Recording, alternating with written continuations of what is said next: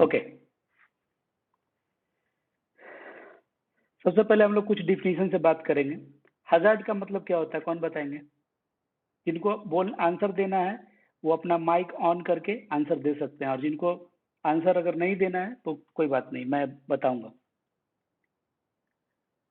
जैसा मैं बता रहा था कि हजार्ड कोई भी ऐसा चीज जिससे किन्हीं का माइक चालू है, प्लीज माइक बंद कर दें।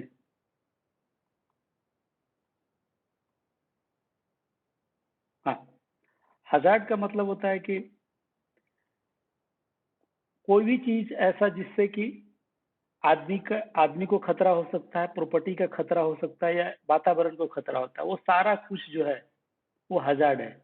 हजार्ड का मतलब होता है, जैसे आप अगर कल हम लोग ग्रुप में कुछ बात कर रहे थे कि किसी ने एक एग्जांपल दिया था कि मैं रास्ते पे जा रहा हूँ और केले का छिलका पड़ा हुआ है और उस पे फिसल के गिर गए, ये एक एग्जांपल दिया था। आप उसको इस तरह से सोच सकते हैं कि हजार्ड क्या है कि रास्ता जहां भी आप काम कर रहे हैं या फिर जिस जगह में रह रहे हैं वहां पे प्रॉपर हाउसकीपिंग होना चाहिए। हाउसकीपिंग नहीं है, उसकी वजह से केला का छिलका पड़ा हुआ है। तो हाउसकीपिंग, पुअर हाउसकीपिंग वहां पे हजार्ड है, जिसकी वजह से हजार्ड है, लेकिन अभी उसको कुछ कंट्रोल नहीं किया गया है। और वहां पे जो आदमी जा रहा है उन्होंने ध्यान नहीं दिया और उस पर पैर फिसल के गिर गए।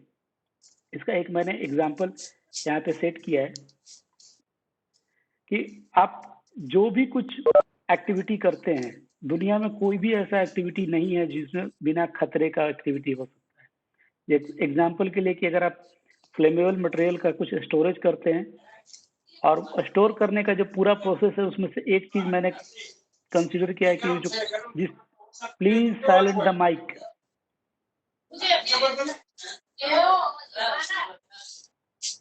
प्लीज, जिन किन्हीं का भी अपने पास से कर दो ना सर, यहाँ से नहीं हो रहा क्या? सबका क्लोज कर दो। मैं कर लेता हूँ, मुझे वही करना पड़ेगा। करो सर, नहीं तो आपको पता ही है फिर। मैं तो ऐसे उसमें रह जाता हूँ कि भाई ईमानदारी में सब चलें तो ज्यादा अच्छा है। रंजीत जिनका नाम है उनका ही माइक चालू था।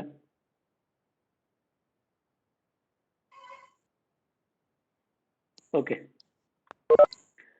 तो मैंने जो इसमें सेलेक्ट किया कि अगर आप फ्लेमेबल मटेरियल का अगर स्टोरेज कर रहे हैं, और स्टोरेज करने के लिए छोटे छोटे कंटेनर या बड़े कंटेनर हो सकते हैं। बड़ा जो कंटेनर है उसको आप टैंक बोल सकते हैं, छोटा कंटेनर है तो आपने देखा होगा कि 5 लीटर का केन, 10 लीटर का केन, 2 लीटर, 1 लीटर।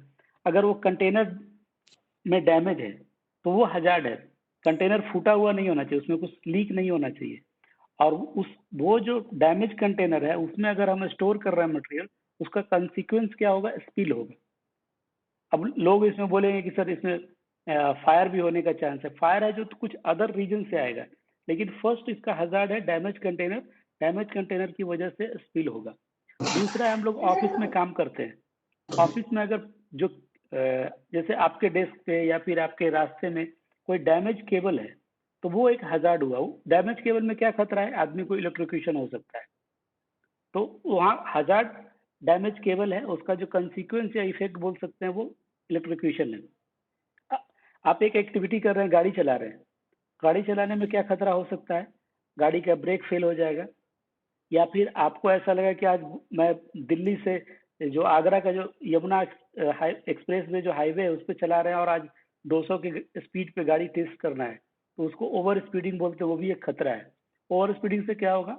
आपका कंट्रोल जा सकता है, जहाँ पे टर्निंग है या कोई सामने से गाड़ी आ गई तो, और उसमें एक इंसिडेंट होने का चांस है।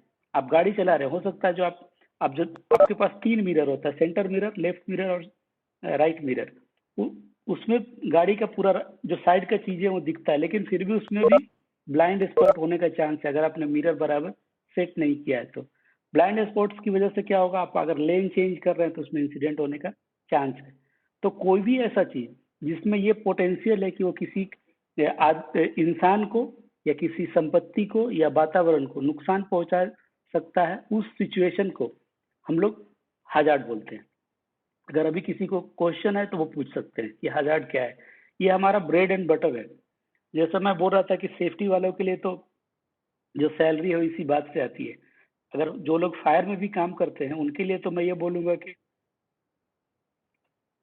अभी जो सिचुएशन है वो पूरा ग्लोबल पैंडेमिक का है। आदमी बीमार नहीं हो वो एक बात होता है, और आदमी बीमार होने के बाद डॉक्टर के द्वारा ट्रीटमेंट अलग बात है। तो पहला कोशिश ये होना चाहिए कि हम लोग के कंट्री में जितना भी लॉकडाउन वगैरह हुआ उसका भावेश जी का मैसेज है कि काफी लोग कंफ्यूज हैं हजार्ड एंड रिस्क में। मैं उस पर आऊंगा, पहले मैं क्लियर कर रहा हूँ कि हजार्ड क्या है। जिसमें खतरा है वो हजार्ड है, और रिस्क जो है उसका रिजल्ट के रूप में आता है। रिस्क जब मैं नेक्स्ट स्लाइड में जाऊंगा तो उसमें है कि उस खतरे का क्या कंसिक्वेंस है, वो उसका रिस्क होता है। यहाँ पे जो डैमेज कंटेनर है वो खतरा है। डैमेज कंटेनर में कभी भी मटेरियल स्टोर नहीं करता, अगर आप करेंगे तो उसका क्या खतरा है, स्पिलेज है। और स्पिलेज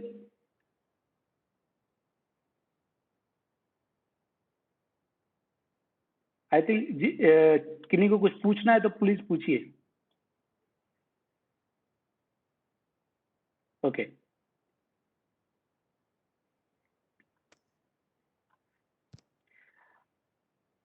हजार्ड के बाद मैं दो चीजें और मैं ऐड कर रहा हूँ। एक तो है लाइकलीहुड या प्रोबेबिलिटी। लाइकलीहुड का मतलब है कि जो सिचुएशन है वो कितना बार होने का चांस है।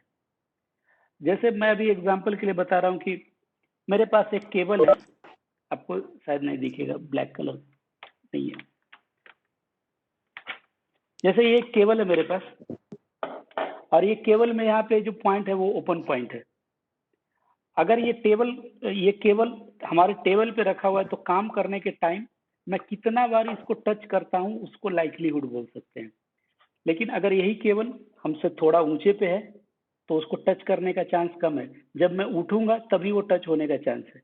लेकिन अगर वो टेबल पे है तो काम करने के टाइम हाथ से टच होने का उसका चांस ज्यादा है।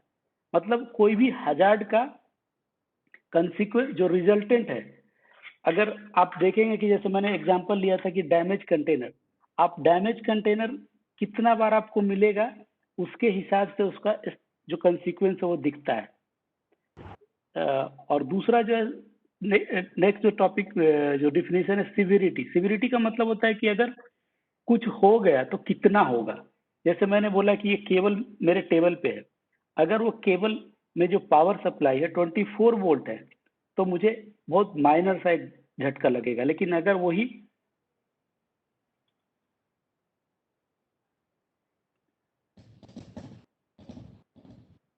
Just a minute, I think chat में कुछ लोग कुछ मैसेज कर रहे हैं, मैं एक बार देख लेता हूँ।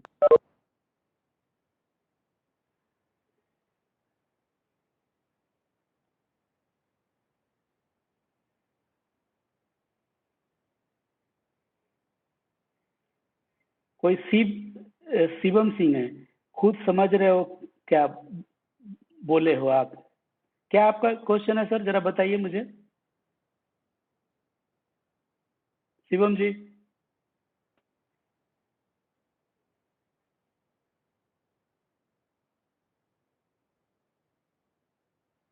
ओके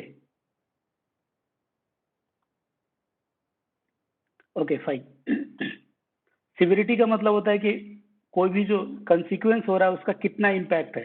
जैसे अगर मैं एक दूसरा एग्जांपल बताता हूँ, जो व्हीकल का एक्सीडेंट जो मैं ले रहा था, अगर आप गाड़ी से जा रहे हैं और 20 के स्पीड में अगर गाड़ी का एक्सीडेंट होगा तो कितना नुकसान होगा गाड़ी का और आदमी का। अगर वही गाड़ी का मैं स्पीड बढ़ा देता हूँ और स्पीड 120 है या 140 है, उस स्पीड में अगर गाड़ी का एक्सीडेंट होगा तो कितना इम्पैक्ट होगा।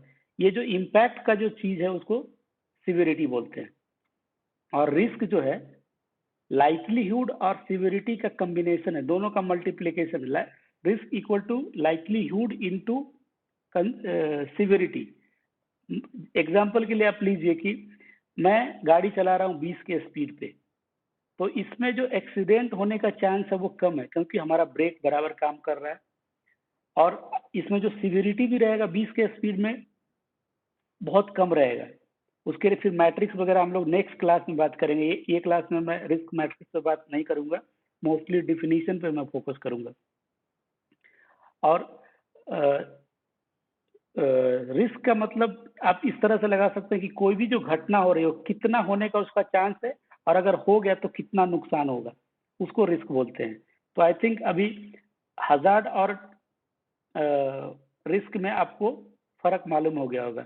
रिस्क जो है हजार्ड के चलते होता है, ना कि किसी दूसरे वजह से। हजार्ड जो है एक सिचुएशन है जिसमें इंसान को या प्रॉपर्टी को या इन्वायरमेंट को, तीनों को या तीनों में से किसी एक को डैमेज करने का उसमें पोटेंशियल होता है। जब पोटेंशियल है और वो उसका जब कॉन्सिक्वेंस आता है तो उसमें दो चीजें आती है कि ये कितना बार हो सकता है, और अगर हो गया तो कितना नुकसान होगा। इस चीज को जब कैलकुलेट करते हैं कि होने का चांस प्लस कितना हुआ, वो रिस्क है। आई थिंक अभी मैं यहाँ पे क्लियर हो गया हूँ। किन्हीं को कुछ डाउट है अभी भी, जो हम लोग बार बार जो पूछ रहे थे कि हजार्ड और रिस्क में क्या फर्क है? तो हजार्ड की वजह से रिस्क क्रिएट होता है। किन्हीं का कोई क्वेश्चन है तो प्लीज आस्क। ओके, नहीं है। नेक्स्ट चीज है अनसेफ एक्ट। अनसेफ एक्ट का मतलब होता है कि जब आप कोई काम कर रहे हैं और उसमें कोई आपके द्वारा किया गया कोई ऐसा एक्टिविटी जिसकी वजह से लाइफ को खतरा हो सकता है, प्रॉपर्टी डैमेज होने का चांस है, या वातावरण को कुछ नुकसान होने वाला है। ऐसा एक्टिविटी आदमी के द्वारा किया गया जो चांस है काम करने के टाइम, उसको अनसेफ एक्ट बोलते हैं। परफॉर्मेंस ऑफ अ टास्क और other activity that is conducted in a manner that may threaten the health और safety of an employee, or you can say human life, property और वातावरण। आप जब कोई काम कर रहे हैं और आपके काम करने की वजह से या तो आदमी के जान का या प्रॉपर्टी का प्रॉपर्टी डैमेज होने का या वातावरण में कुछ नुकसान होने का जो सिचुएशन क्रिएट होता है, उसको अनसेफ एक्ट कहते हैं। एग्जाम्पल के लिए मैंने एक जैसे आपने पीपीई नहीं पहना, तो ये आपका किया हुआ काम है। आपके ऑर्गेनाइजेशन ने आपको पीपीई दिया है कि आपको यूज कीजिए, अगर आप नहीं करते हैं तो it will consider as a unsafe act. अब आपको एक इक्विपमेंट है, आपके प्लांट में जब लोग काम करते होंगे या रोड पे जो लोग गाड़ी चलाते हैं, उनको अगर है कि ये रोड है जो 40 किलोमीटर के स्पीड से चलना है और आप उसमें अगर 50 किलोमीटर का स्पीड से चला रहे हैं तो वो अनसेफ एक्ट है। सेफ्टी डिवाइसेस बहुत सारे जो प्रोसेस इंडस्ट्री में जो लोग काम करते होंगे वहाँ पे सेफ्टी डिवाइस रहता है, अपने फायर फाइटिंग सिस्टम में भी रहता है। जो सेफ्टी वाल्व जो पंप के ऊपर जो इंस्टॉल किया रहता है, अगर उसको निकाल दिया आपने तो वो भी एक अनसेफ एक्ट के तौर पे कंसिडर किया जाता है। आपको कोई सामान, कोई टूल्स है जो खराब सामान आप काम के लिए यूज कर रहे हैं तो उससे भी एक नुकसान होने का चांस है। अब आपके पास जो इक्विपमेंट है उसका पर्पस कुछ और है यूज करने का, लेकिन आप किसी और पर्पस के लिए यूज कर रहे हैं तो वो भी एक अनसेफ एक्ट के कैटेगरी में आएगा।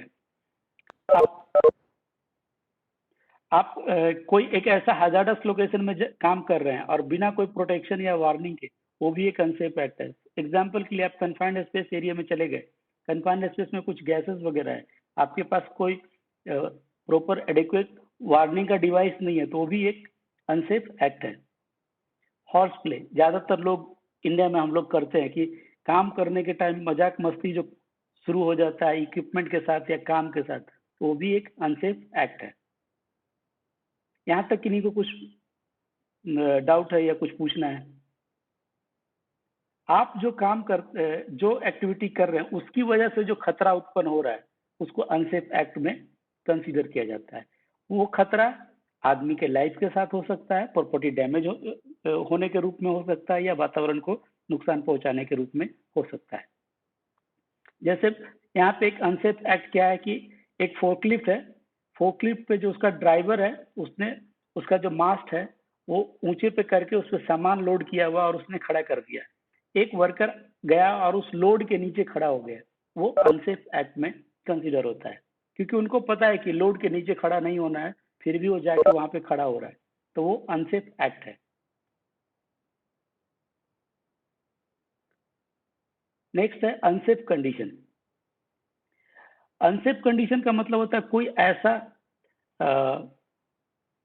सिचुएशन या प्लेस जहाँ पे प्रॉपर्टी का डैमेज होने का चांस हो, लाइफ को खतरा हो या फिर इंजरी होने का चांस हो, इस तरह का जो सिचुएशन है उसको अनसेफ कंडीशन बोलते हैं। अनसेफ कंडीशन है जो मोस्टली मैनेजमेंट या सुपरवाइजर के कारण होता है, क्योंकि उनका एक स्टैंडर्ड ऑपरेटिंग प्रोसीजर है, उसके हिसाब से वो काम नहीं कर रहे तो सिचुएशन हो सकता है। एग्जाम्पल के लिए आप आपके यहाँ पंप है, पंप में अगर गार्ड नहीं है तो गार्ड प्रोवाइड करना मैनेजमेंट का काम होता है, उनका सुपरवाइजर का काम होता है, और बिना गार्ड के पंप चलाना वो अनसेफ कंडीशन है। जहाँ पे प्रेस मशीन है या फिर इस तरह के चीजें है, या फिर जैसे मैं फोर्कलिफ्ट का पिक्चर दिखाया था, फोर्कलिफ्ट में एक रिवर्स हॉर्न होना चाहिए, अगर इस तरह का वार्निंग सिस्टम नहीं है तो भी एक अनसेफ कंडीशन है। पुअर हाउसकीपिंग, हाउसकीपिंग काम खत्म होने के बाद ये कराना सुपरवाइजर या मैनेजमेंट का रिस्पॉन्सिबिलिटी होता है। अनइवन वॉकिंग सर्विस, अगर आपके यहाँ कुछ चलने का रास्ता है, अगर वो बराबर नहीं है तो कोई भी उस पर फिसल के या ठोकर लग के गिर सकता है, ये भी एक अनसेफ कंडीशन में आता है। कोई इक्विपमेंट है जो बहुत ज्यादा अगर आवाज कर रहा है तो वो भी एक अनसेफ कंडीशन है, क्योंकि आप फोकस नहीं कर पाएंगे, आपके कान खराब हो सकते हैं। पुअर वेंटिलेशन, आप जहाँ काम कर रहे हैं वहां पे अगर बराबर हवा नहीं आता है तो उसकी वजह से दूसरे तरह का बीमारी हो सकता है। अगर वो फ्लेमेबल एटमॉस्फेयर है तो वहां पे फायर होने का भी चांस है।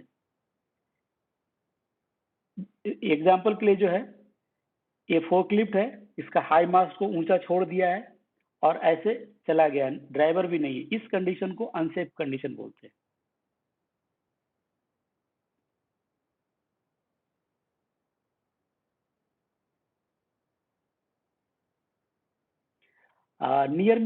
नियर मिस के बारे में है कि ये अनप्लान्ड इवेंट है और अनवांटेड है और ये कोई नहीं चाहता है, और ये होने के बाद इसका जो रिजल्ट है वो इंजरी के रूप में हो सकता था, या प्रॉपर्टी कुछ डैमेज हो जाता, या इन्वायरमेंट को कुछ नुकसान हो जाता। और ये दोनों चीज होने के लिए अनसेफ एक्ट और अनसेफ कंडीशन दोनों का होना जरूरी है। नियर मिस या इंसिडेंट है जो अकेला कभी नहीं होगा। जब भी दो बदमाश दोस्त अगर साथ में मिलते हैं तो हमेशा पार्टी करने के लिए सोचते हैं। हम लोग भी एक नॉर्मल लोग हैं, अगर बहुत सालों के बाद मिल रहे हैं तो हम लोग पार्टी करते हैं। वो पार्टी जो है अनसेफ एक्ट और अनसेफ कंडीशन का या तो नियर मिस के रूप में होता है या फिर एक्सीडेंट के रूप में होता है। नियर मिस में बाल बचना जिसको बोलते हैं, कि आप गाड़ी चला रहे हैं, अचानक सा एक आदमी आ गया, आपने ब्रेक लिया और गाड़ी रुक गया, आदमी को कुछ नहीं हुआ, वो नियर मिस है। अब इसमें अनसेफ एक्ट क्या था? रोड जो है बनाया गया है व्हीकल को चलने के लिए, लेकिन आदमी उस पर आ गया, ये आदमी का अनसेफ एक्ट है। अब पूछेंगे कि इसमें अनसेफ कंडीशन क्या है, तो रोड के दोनों साइड बैरिकेशन नहीं किया होना अनसेफ कंडीशन है। बैरिकेशन नहीं किया हुआ था, आदमी घुस गया, आपने ब्रेक लिया, उसको हिट होने से बच गया, नियर मिस है।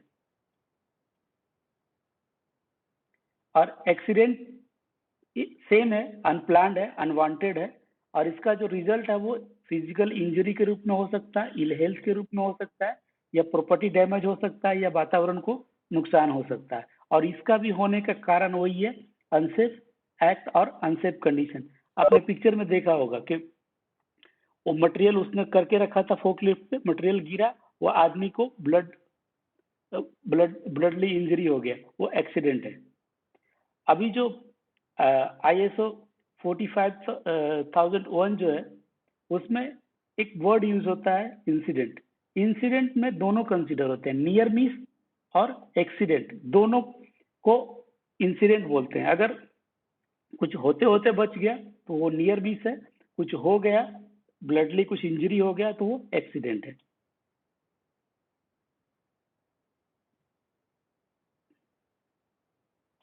और इसका समरी अगर देखेंगे तो देखिए अनसेफ कंडीशन क्या है। ये बंदे ने गाड़ी फोर्कलिफ्ट को ऊंचा करके मटेरियल के साथ छोड़ के चला गया, वो अनसेफ कंडीशन है।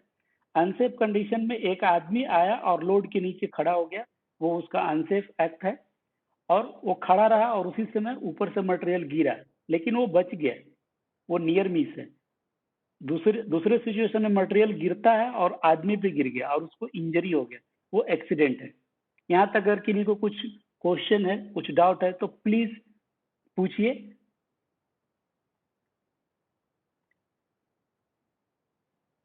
किसी को कुछ पूछना है? चैट में भी कुछ क्वेश्चन है।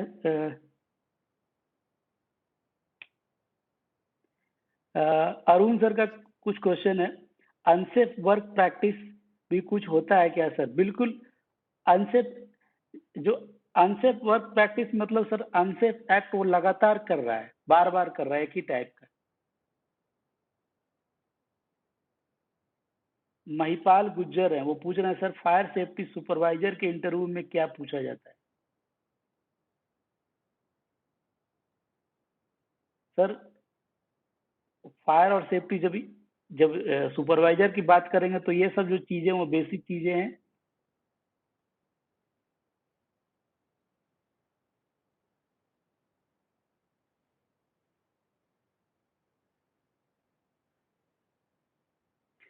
शिवम का क्वेश्चन है कि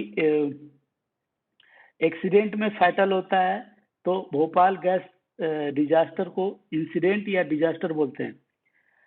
ये जो टर्मिनोलॉजी है उसके लिए शिवम मैं ये बोलूंगा कि अभी जो ISO 45001, पहले वो ओसा BS ओसाज 18001 था, अभी वो स्टैंडर्ड चेंज हो गया, चेंज होके अभी ISO 45001 हो गया, 2018 उसका वर्जन है। उसमें जो डिफिनीशन है उसको हम लोग एक रेफरेंस डिफिनीशन के रूप में लेते हैं। नियर मीन्स जिसमें आदमी को कुछ नहीं हुआ या प्रॉपर्टी भी डैमेज नहीं हुआ या वातावरण को भी डैमेज नहीं हुआ, वो नियर मिस। लेकिन अगर आदमी को नुकसान हो गया, मीन्स इंजरी हो गया, या फिर परमानेंट डिसेबिलिटी हो गया, या डेथ हो गया, या फिर कुछ प्रॉपर्टी का नुकसान हो गया, या वातावरण का कुछ नुकसान हो गया, like land pollution, air pollution या वाटर पॉल्यूशन, ये तीनों जो सिचुएशन है उसको एक्सीडेंट बोलते हैं। डिजास्टर का मतलब क्या होता है कि मल्टीपल लेवल पे इंसान का नुकसान हुआ है, डेथ हुआ है, वातावरण का नुकसान हुआ है। अब सोचिए कि जो भोपाल जो गैस जो ट्रेजिडी हुआ था, वहाँ पे वातावरण कितने साल के बाद भी अभी भी वहाँ पे जो लोग बच्चे जो पैदा हो रहे हैं उनके उनके ऊपर इफेक्ट अभी भी है, और प्रॉपर्टी का भी डैमेज अच्छा खासा हुआ था। शिवम, अभी आपको आंसर मिल गया?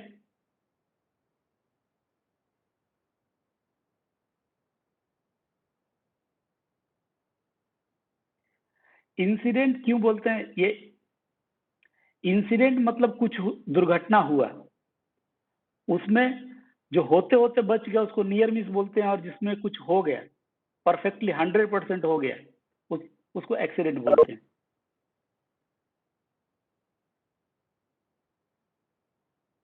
अभी क्लियर है या अभी और कुछ इस पे डिटेल और कुछ चाहिए आपको?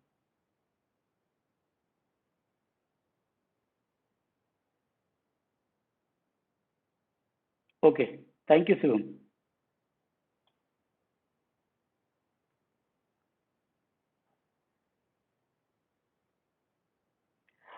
भावेश जी का वो एक मैसेज है कि अगर प्रीमाइसेस के अंदर बाहर अगर 10 लोगों से ज्यादा का मृत्यु होता है तो उसको डिजास्टर घोषित करते हैं।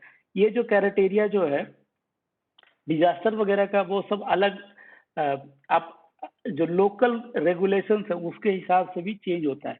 लेकिन जो मैंने मोटा मोटी जो एग्जांपल बताया था कि अगर मल्टीपल मल्टीपल का मतलब होता है एक से दो, एक से अधिक, और सिर्फ आदमी कहीं जान नहीं, उसके साथ साथ में प्रॉपर्टी का भी डैमेज हो रहा है, वातावरण का डैमेज हो रहा है, इस सबको मिला के डिजास्टर। डिजास्टर में क्या होता है कि जिस जगह पे वो जो घटना हुई है उसको कंट्रोल करने का जो क्या ताकत बोल सकते हैं, या फिर कंट्रोल करने का जो क्षमता है उस पार्टिकुलर लोकेशन पे नहीं है। भोपाल गैस कांड में जब गैस रिलीज हो गया था तो वो फैक्ट्री के पास इतना कुछ फैसिलिटी नहीं था कि उस वो जो सिचुएशन है उसको वो कंटेन कर सके, और उसका एक्सपांसन इतना ज्यादा हो गया था कि बहुत सारे लोग, लाखों में लोग उससे अफेक्टेड हो गए थे। आदमी नहीं, वहाँ पे जो जीव जंतु थे वो भी हो गया। वो पार्ट ऑफ आवर इकोसिस्टम है। वहाँ का एयर में इतना पॉल्यूशन हो गया था, उनका जो फैक्ट्री था वो भी टूट फूट के बर्बाद हो गया था।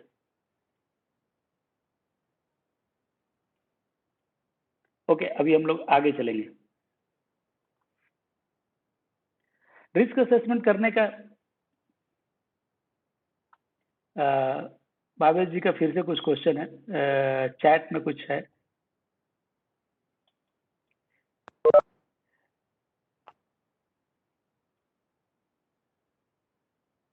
भावेश जी, जो अभी जो ISO 45001 है, उसके हिसाब से इंसिडेंट के अंदर में एक्सीडेंट आता है, मतलब every accident can be called as a incident और every near miss can be called as a incident.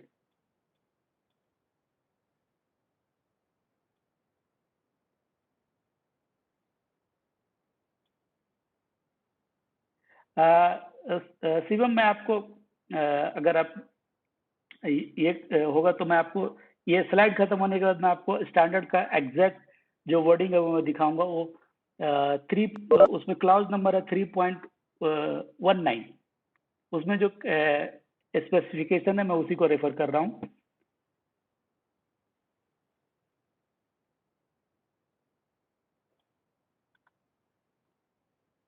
Okay,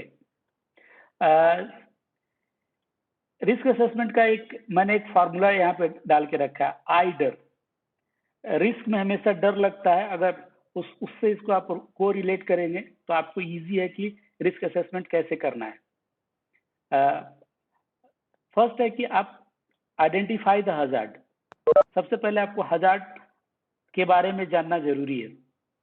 इससे पहले मैं एक बात करता हूँ। रिस्क असेसमेंट जो है हम लोग पर्सनल लाइफ में भी मैं यहाँ पे इसको रोक रहा हूँ, और मैं यहाँ पे इसको रोक के और मैं एक पोल के लिए जाना चाहता हूँ।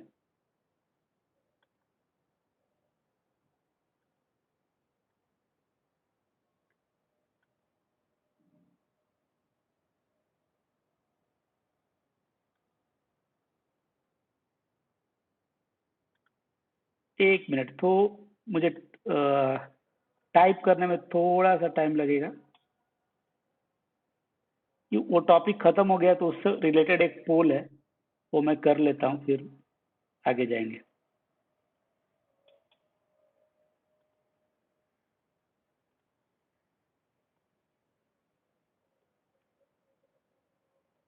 ये पोल है जो आपको वो क्लियर कर देगा कि क्या सही है और क्या नहीं है।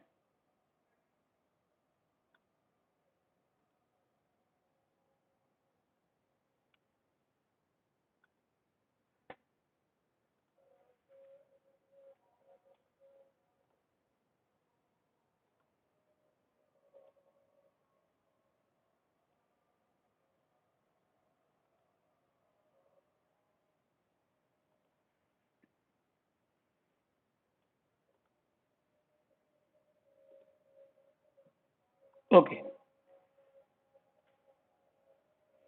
तो ये पोल का आंसर दीजिए जरा। अभी हम लोग 25 लोग हैं, सिर्फ अभी एक लोग का आंसर आया है।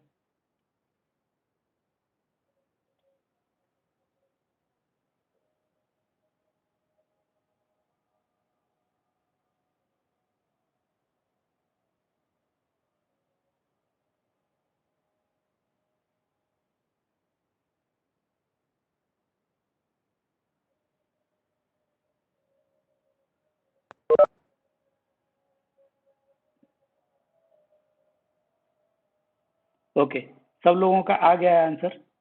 अभी मैं पोल को क्लोज करता हूँ।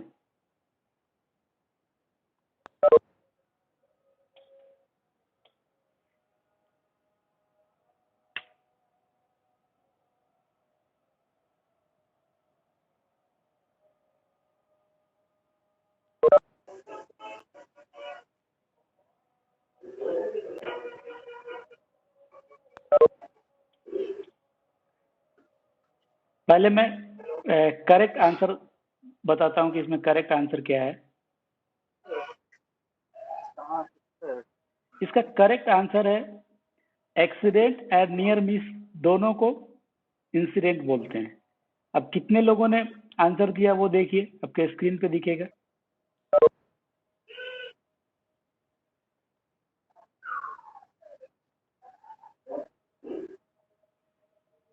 आपका आंसर क्या था वो आपको दिख गया होगा।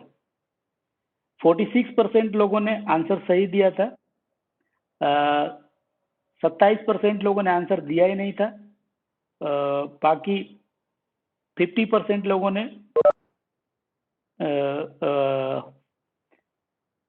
थोड़ा कंफ्यूजन में अभी भी है, इतना बताने के बाद भी। कोई नहीं, ओके।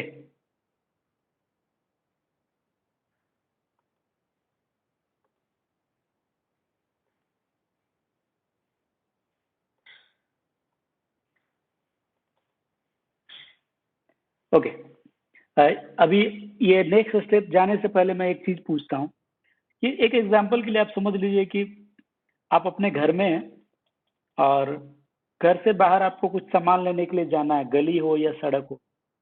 आप अचानक देख रहे हैं कि आपसे 500 मीटर की दूरी पे 10 लोगों का ग्रुप है और वो ग्रुप में सारा लोग आपका दुश्मन है, तो आप क्या करेंगे? इसका क्वेश्चन की आंसर देने के लिए प्लीज आप माइक ऑन कर सकते हैं, 1 बाय 1, या टाइप, जिनको टाइप करना हो टाइप भी कर सकते हैं। हम उस जगह जाएंगे नहीं। नहीं जाएंगे, ओके। और हम भी उस जगह नहीं जाएंगे। नहीं जाएंगे, ज्यादातर लोगों का आंसर होगा कि नहीं जाएंगे। आपने ये कैसे किया? आपने भी खतरा को असेस किया, मतलब जो रिस्क है उसको आपने मापा। मापने के लिए आपने क्या किया? Identify the hazard. आपने देखा कि वो जो लोग जो वहां पे हैं वो आपके दुश्मन है। उसके बाद आपने देखा कि अगर मैं जाता हूं तो मुझे क्या होने वाला है, 10 लोगों तो बहुत मार पड़ने वाला है। फिर आपने सोचा कि ओके, मुझसे बचने के लिए क्या किया? आप नहीं गए, तो ये आपका एलिमिनेशन ऑफ द हजार्ड हो गया। आप आपको हमेशा ये याद रखना पड़ेगा कि अच्छा, हो सकता है वो 10 लोग उस रास्ते पे है, तो हमेशा इस बात का ध्यान रखना है कि जाने से पहले चेक करो कहीं वो फिर से खड़े तो नहीं है। और 6 महीना तक ये प्रैक्टिस आप करते रहे और फिर से हो सकता है कि एक दिन आपको लोग छुप के बैठे हुए थे और आपको पकड़ लिया, तो आपको फिर से असेसमेंट में ध्यान देना पड़ेगा कि वो कहाँ कहाँ छुप सकते हैं। ये आपके पर्सनल लाइफ में हजार्ड को हम लोग ऐसे आइडेंटिफाई करते हैं। रिस्क असेसमेंट करने का यही तरीका है। तो फर्स्ट, आइडेंटिफाई द हजार्ड। इस हजार्ड की वजह से किसको नुकसान होने वाला है और कैसे होने वाला है, वो दूसरा स्टेप होता है। तीसरा स्टेप होता है कि इस हजार्ड को कैसे खत्म कर सकते हैं या कम कर सकते हैं। हजार्ड कभी भी खत्म नहीं होता है। ये हेलो हेलो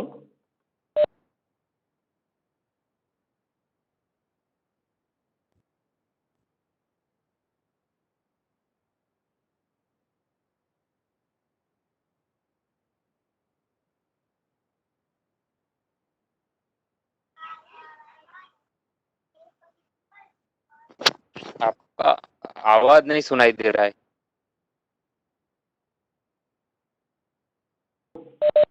सॉरी, मैंने माइक म्यूट कर दिया था, सॉरी, गलती से। फिर से मैं बोल रहा हूँ, फर्स्ट हजार्ड को आइडेंटिफाई कीजिए। उसके बाद इस हजार्ड की वजह से किसको नुकसान हो सकता है और कैसे हो सकता है वो जानना जरूरी है। फिर इस हजार्ड को कम कैसे कर सकते हैं वो करते हैं। इतना होने के बाद उस असेसमेंट को एक रिकॉर्ड के रूप में आप रख लीजिए। आप जहां भी काम कर रहे हैं, कोई प्लांट है या फिर कहीं भी काम कर रहे हैं, उसमें रिस्क असेसमेंट में उस प्लांट के जो हेड हैं उनका साइन होना चाहिए, ताकि उनको पता होना चाहिए कि हमारे प्लांट में क्या खतरा है और खतरा से बचने के लिए क्या क्या उपाय किया गया है। जब और उसके बाद पीरियोडिक इसका रिव्यू होना चाहिए। रिव्यू कब कब होना चाहिए, नेक्स्ट स्लाइड में हम बताएंगे कि उसका रिव्यू करने की क्या जरूरत है। रिस्क असेसमेंट का हमेशा रिव्यू होना जरूरी है। उसका फ्रीक्वेंसी क्या है मैं बताऊंगा। रिस्क असेसमेंट करने का जो टेक्निक है, आइडर इसको बोलते हैं। Identify the hazard, decide who might be harmed and how, eliminate the hazard, record the assessment, review and revise the assessment. That is the 5 steps for the risk assessment. Okay, hazard को identify कैसे करेंगे? इसके लिए आपको बहुत सारे लोगों को मालूम होगा पीएमटी एग्जाम होता है, प्रिलिमिनरी मेडिकल जो टेस्ट रहता है, उसी के हिसाब से मैंने कुछ बनाया है। इसको बोलते हैं कि आप कोई भी हजार्ड को पता करने के लिए आपका जो एक्टिविटी है उसको आप छोटे छोटे स्टेप में बना लो, एक्टिविटी में या उसका सब एक्टिविटी में, और ईच एक्टिविटी या सब एक्टिविटी में क्या क्या खतरा है उससे आपको आसानी से पता चलेगा कि हजार्ड क्या क्या है। जैसे मैंने एक एक्टिविटी लिया है कि एक प्रोसेस इंडस्ट्री है जिसमें एक 20 मीटर के height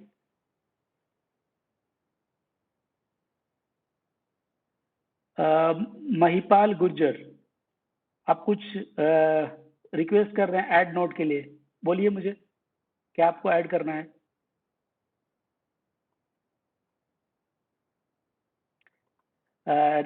replacement of the process pipe, 20 metre के हाइट पे एक प्लेटफॉर्म है जिसपे एक पाइप को रिप्लेस करना है। अब इसमें एक्टिविटी आप देखेंगे तो ये एक पूरा प्रोजेक्ट काइंड ऑफ थिंग्स है। इसमें मैं 2 स्टेप सिर्फ लिया हूँ, इसमें बहुत सारे स्टेप्स हैं लेकिन मैं सिर्फ 2 स्टेप ले रहा हूँ। पहला तो है कि वो जो पाइप हो प्रोसेस का पाइप है तो आपको पहले प्रोसेस स्टॉप करना पड़ेगा। इस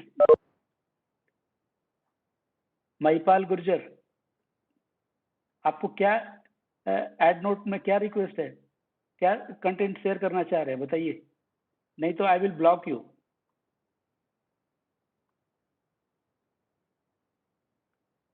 please don't do this, it's break the flow. आप ऐसा करते हैं तो मेरा फ्लो टूट जाता है और फिर से मुझे वहीं से स्टार्ट करना पड़ता जहां से मैं बात कर रहा था। 20 मीटर का एक प्लेटफॉर्म है जिसपे एक प्रोसेस पाइप है, उसको रिप्लेस करना है। उसका मैं सिर्फ 2 एक्टिविटी ले रहा हूँ। पहला तो है कि प्रोसेस स्टॉप करना है। तो प्रोसेस स्टॉप करेंगे तो आप बोलेंगे कि सर इसमें खतरा क्या है? खतरा है आपके पास, वो प्रोसेस बंद हो जाएगा। वो प्रोसेस जो पार्टिकुलर प्रोसेस में वो पाइप यूज हो रहा था वो प्रोसेस नहीं हो पाएगा, तो उससे आपका प्रोडक्शन में नुकसान होगा, वो भी एक खतरा है। खतरा मीन्स फाइनेंशियल भी देखते हैं, जो प्रॉपर्टी हम बोलते हैं तो प्रॉपर्टी में उसमें फाइनेंशियल एस्पेक्ट भी होता है। प्रोसेस जब बंद हो गया, दूसरा एक्टिविटी है कि उस प्रोसेस पाइप को आइसोलेट करना है। आइसोलेट करने में 2 तरह का एक्टिविटी होता है, एक तो मैकेनिकल आइसोलेशन या फिर उसका इलेक्ट्रिकल आइसोलेशन। मैकेनिकल आइसोलेशन में क्या खतरा है कि आपने गलत पाइप को आइसोलेट कर दिया, जो आदमी काम करने के लिए गया वो कॉम्पिटेंट आदमी नहीं है, वो भी एक खतरा है। आदमी जब कॉम्पिटेंट नहीं रहेगा तो वो कुछ ऐसा काम कर देगा जिसका कॉन्सिक्वेंस कुछ और भी हो जाएगा। सेम इलेक्ट्रिकल आइसोलेशन में भी है कि कॉम्पिटेंट आदमी जो इलेक्ट्रिशियन नहीं है, वो कोई दूसरा वेल्डर चला गया आइसोलेशन करने के, उनको क्या पता है कि आइसोलेट कैसे करते हैं, लॉकआउट और टैगआउट कैसे करते हैं, या फिर गलत पावर सप्लाई को आपने आइसोलेट कर दिया। तो हजार्ड को आइडेंटिफाई करने के लिए एक आप जो भी एक्टिविटी काम कर रहे हैं उसको एक्टिविटी में ट्रांसफर कर लीजिए। अगर एक्टिविटी में भी कुछ सब एक्टिविटी है उसमें उसको ब्रेक कीजिए और फिर ईच स्टेप में, ईच एक्टिविटी और सब एक्टिविटी में आप हजार्ड को आइडेंटिफाई कीजिए। यहाँ अगर किसी को कुछ डाउट है, कुछ क्वेश्चन है तो पूछ सकते हैं। मैं यहाँ पे थोड़ा वेट करूंगा अगर किसी को कुछ पूछना है उनके लिए।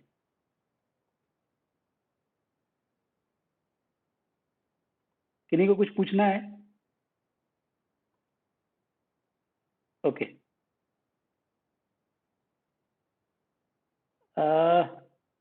भावेश जी का क्वेश्चन है कि प्री एम्प्लॉयमेंट मेडिकल टेस्ट क्या है? भावेश जी ये टॉपिक खत्म होने के बाद मैं उसमें आऊंगा। प्री एम्प्लॉयमेंट मेडिकल टेस्ट नहीं, ये नहीं था। आपने जो पूछा था ना कि हम लोग मेडिकल टेस्ट करते हैं, तो मैंने उसी का रिप्लाई दिया कि वही पूछ रहे हो क्या, प्री एम्प्लॉयमेंट मेडिकल टेस्ट? नहीं, क्या मेडिकल टेस्ट? अभी जो हमारा ये नहीं ठीक है, उसको स्किप कर दीजिए।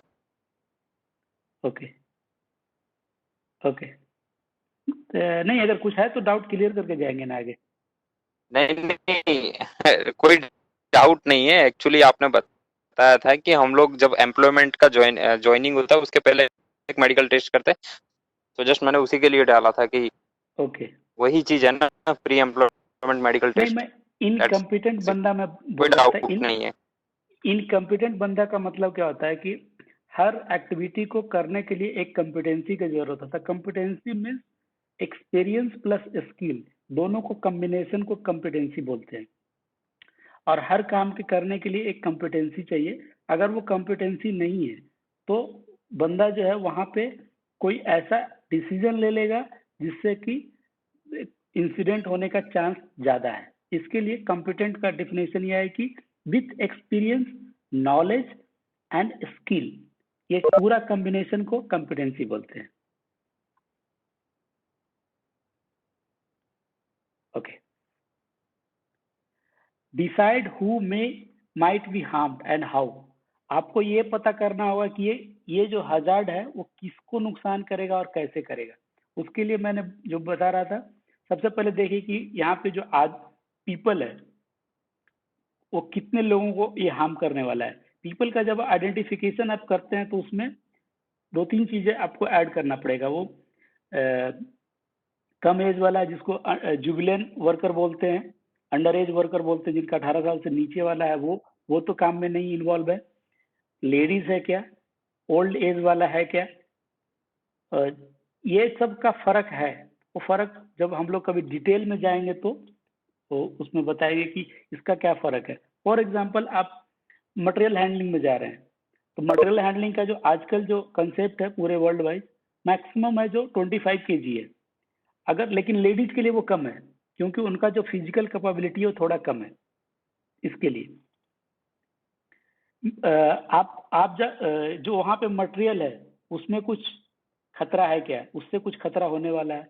आप किसी एक्टिविटी में मान लीजिए कि एसिड यूज कर रहे हैं, एसिटिक एसिड या नाइट्रिक एसिड, अभी बहुत दिनों से चर्चा में था, गुजरात में एक इंसिडेंट हुआ था उसकी वजह से।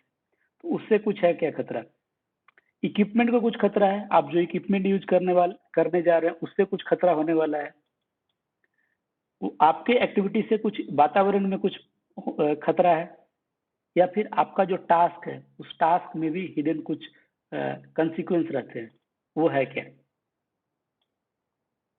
और इसके लिए पीट करके एक मैंने वर्ड डिसाइड किया है, मीन्स मैंने भी कहीं से सीखा है और वो याद रखना जरूरी है कि हजार्ड आइडेंटिफिकेशन में किन किन लोगों को ध्यान रखना है। तो आदमी को, मटेरियल को, इक्विपमेंट को, इन्वायरमेंट को और टास्क। टास्क में कैसा रहता है कि आप टास्क में क्या हजार्ड हो सकता है कि आपको एक क्रेन ऑपरेशन करना है। क्रेन का जो बूम का लेंथ है वो 30 मीटर है और 25 मीटर के हाइट पे एक हाई टेंशन केबल जा रहा है, तो वहां टास्क में भी हजार्ड हो सकता है।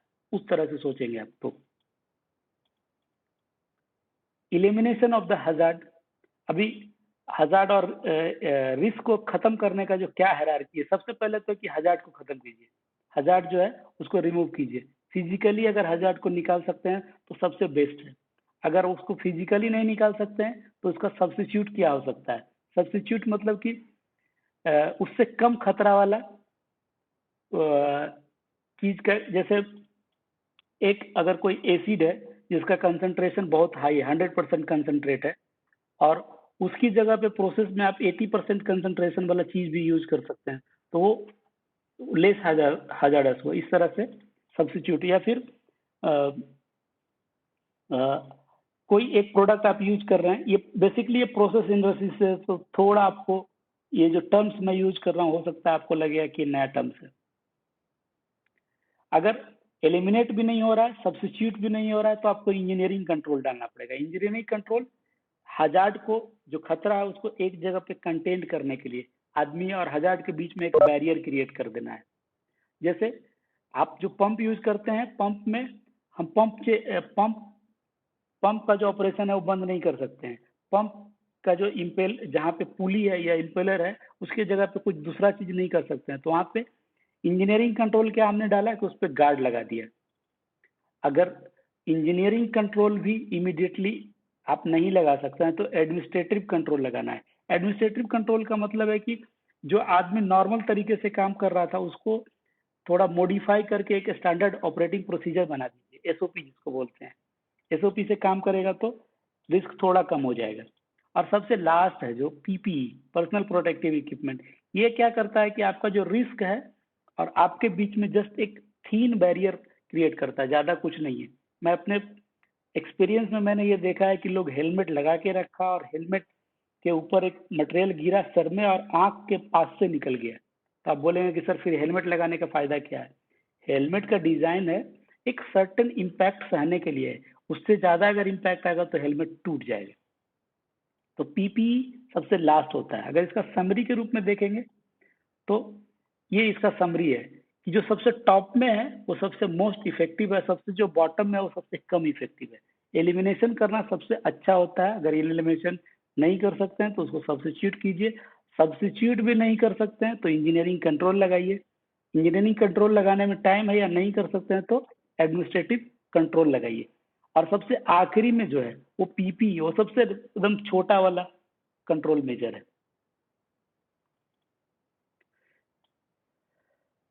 फिर हम लोग जो अभी हमने हजार्ड को एलिमिनेट करने का प्रोसेस को देख लिया। अभी रिकॉर्ड जो है उसका असेसमेंट, जो आप असेसमेंट किए उस पर आपके प्लांट हेड का सिग्नेचर होना जरूरी है, ताकि किसी को चेंज भी करना हो तो उनसे परमिशन लेना पड़ेगा, सर मैं इसमें चेंज करने जा रहा हूँ। क्योंकि जो प्लांट हेड है उनका सिग्नेचर के बाद कोई चेंज करने के लिए 10 बार सोचेगा, और अगर कोई वायलेशन भी करता है तो उस वायलेशन से पहले वो बहुत बार सोचेगा। अब रिस्क असेसमेंट को हम कब रिव्यू करना चाहिए? तो सबसे पहले साल में कम से कम एक बार तो होना चाहिए। जो इंडस्ट्रियल प्रैक्टिस है मैं वो बता रहा हूँ। अगर आपका जो प्रोसेस है उससे रिलेटेड कुछ नियम कानून में चेंज हो गया है तब भी आपको रिस्क असेसमेंट में वो दिखना चाहिए। उसके लिए आपको रिस्क असेसमेंट फिर से रिव्यू करना चाहिए। अगर कुछ आपका जो प्रोसेस था या काम था उसमें कुछ सिग्निफिकेंट चेंज हो गया, कुछ ज्यादा चेंज हो गया, बदलाव हो गया, तब भी आपको रिस्क असेसमेंट करना चाहिए। अगर आपने कुछ, आपका जो प्रोसेस था उसमें कुछ आपने इम्प्रूवमेंट में किया है तो इम्प्रूवमेंट में भी कुछ खतरा होने का चांस है। इसके लिए आप उसको रिस्क असेसमेंट करना बहुत जरूरी है। अगर काम कुछ कर रहा है उसमें कुछ प्रॉब्लम हो रहा है और प्रॉब्लम की वजह से कुछ जो चेंजेस करना है तो उसके लिए भी रिस्क असेसमेंट करना जरूरी है। और जो सबसे आखिरी में है वो, अगर कोई इंसिडेंट या एक्सीडेंट या नियर मिस, जो है इंसिडेंट में वर्ड यूज कर रहा हूँ, अगर इंसिडेंट हुआ है तो पक्का रिस्क असेसमेंट करना चाहिए। आपके कंट्रोल मेजर में कहीं ना कहीं कुछ कमी रह गया था जिसकी वजह से ये नियर मिस या इंसिडेंट एक्सीडेंट हुआ है। तो यहाँ तक में अगर किन्हीं को कुछ क्वेश्चन है, कुछ डाउट है तो पूछ सकते हैं। Yes sir. अभी आप लोग का, अब बारी आप लोग का। इतना देर तो मैंने बोला। इससे पहले एक एक मैं पोल है वो करके फिर आप लोग के पास आता हूँ।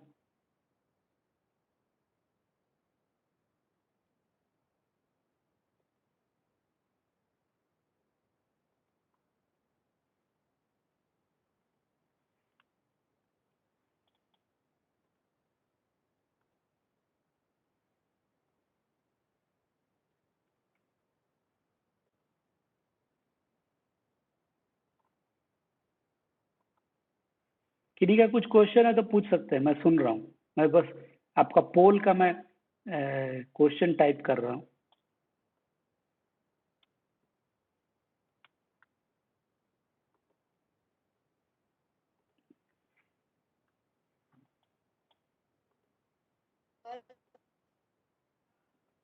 आपका नहीं आवाज आ रहा है।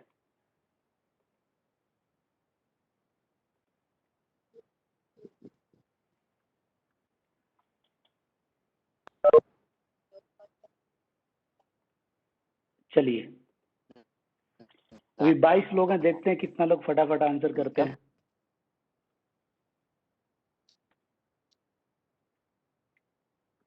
आप लोगों में से कितने लोगों ने, हीरा का मतलब होता है hazard identification and risk assessment, कितने लोगों ने किया है? उससे मेरा रिलेटेड क्वेश्चन है।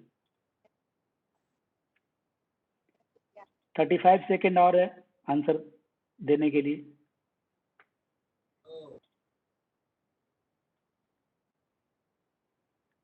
Twenty 25 second.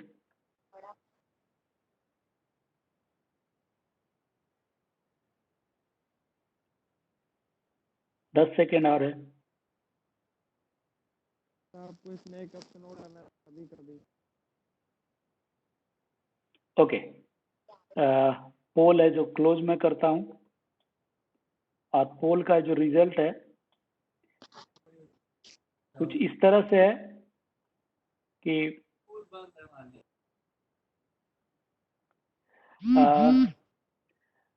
3 लोगों ने आंसर नहीं दिया, मीन्स 14% लोगों ने आंसर नहीं दिया है।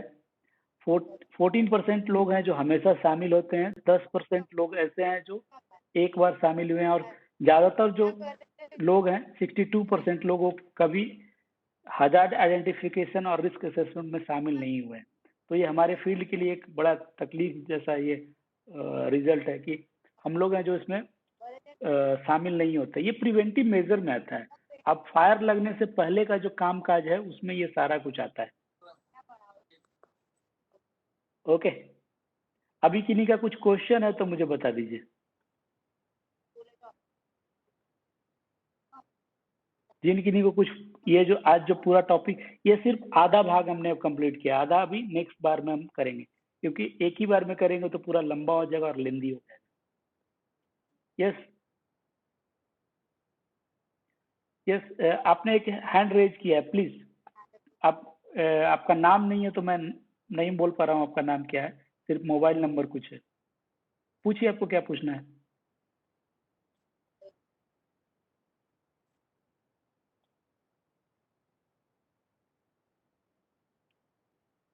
नहीं है कुछ भी?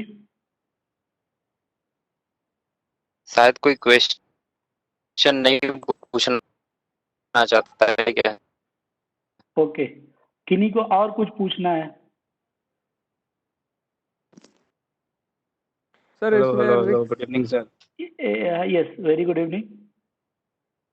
सर मेरा एक क्वेश्चन है, जैसे अगर कोई गैस पाइपलाइन को अंदर से, अंडरग्राउंड पाइपलाइन है, वो करोडेड है और हमें उसे चेंज करना है, मतलब क्या प्रोसेस करना पड़ेगा उसे चेंज करने के लिए? सर देखिए, हम लोग का जो रोल है, हम लोग फायर एंड सेफ्टी के जो लोग हैं, यस सर। हम लोग काम नहीं करने जाते हैं। काम कौन करता है? या तो आपका इंजीनियरिंग डिपार्टमेंट करता है या फिर कॉन्ट्रैक्टर के थ्रू काम कराते हैं। यस तो सर। जब, तो आप उनसे पहले पूछिए कि आप काम कैसे करने वाला है, वो मेथड ऑफ स्टेटमेंट मुझे बना के दें। मेथड ऑफ स्टेटमेंट में स्टेप बाय स्टेप कि पहले क्या करने वाले हैं, दूसरा, तीसरा, चौथा, पांचवा, ऐसा करके आखिरी तक। और वो मेथड ऑफ स्टेटमेंट के बेस पे हम लोग रिस्क असेसमेंट बनाते हैं। जैसे मैंने इनिशियली बताया था कि आप हजार्ड आइडेंटिफाई करने के लिए जो आपका जो वर्क है उसको एक्टिविटी में कन्वर्ट कीजिए। ये डिटेल आपको कहाँ मिलेगा? मेथड ऑफ स्टेटमेंट में मिलेगा। और इसका कोई थंब रूल नहीं है। आपके इंडस्ट्री में कुछ और प्रैक्टिस होगा, मेरे यहाँ कुछ और प्रैक्टिस। रिस्क असेसमेंट हमेशा मेथड ऑफ स्टेटमेंट के बेसिस पे ही होता है। Okay okay okay sir, thank you sir. जी, और किन्हीं को पूछना है कुछ? अच्छा क्वेश्चन था Imran ji, thank you. Aman Kumar, thank you. Welcome sir. Bhupendra कुछ पूछ रहे थे चैट में, क्या क्या पूछ रहे थे भूपेंद्र?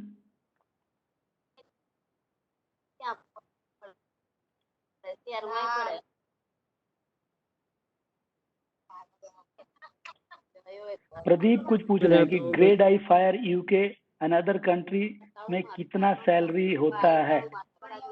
ये टॉपिक से अलग का चीज है, मैं बताता हूँ।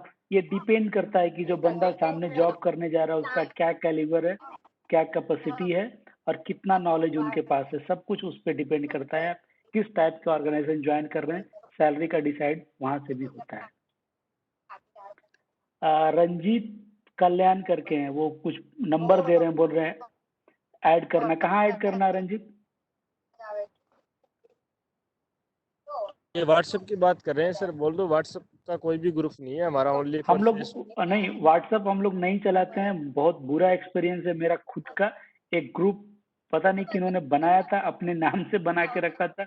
गलती से मैं और भावेश जी उस ग्रुप में चले गए और इतना छीछा लेदर हुआ है कि भाई साहब हम व्हाट्सएप चलाना बंद कर दें।